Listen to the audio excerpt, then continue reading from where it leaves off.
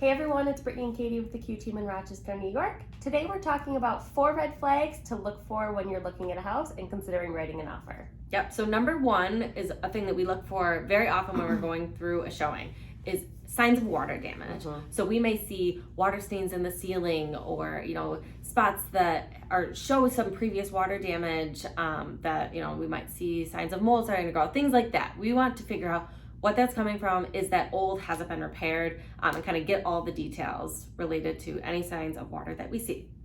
Number 2, pest problems.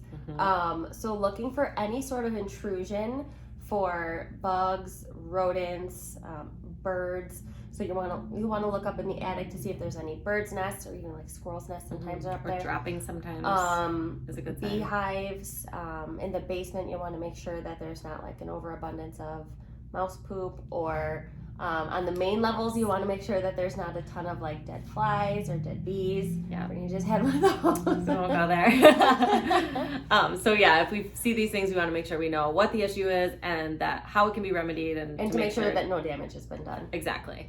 Number 3 is structural items. These can be big things, so we like to make sure that if we see major signs of cracking or shifting, especially in the basement, if we see big cracks in the block or shifting or bowing in the block, things like that we're looking for to maybe indicate that there might be some sort of structural thing, and we want to have potentially a structural foundation person take a look at it.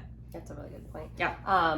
Lastly, number 4 is roof damage. So if you live in a climate, or you're currently the season where you live allows for you to evaluate the roof from the outside, it's a great time to really get a good look at it. Make sure that there's no worn shingles, no lifting shingles, and or missing shingles. And then if you do see a patched area, it's always a good idea to ask the seller what happened, how long ago was it, was there any damage to the inside, was that damage repaired, what was the cause, just so that you can kind of know what's going on. Do I have to keep an eye on it?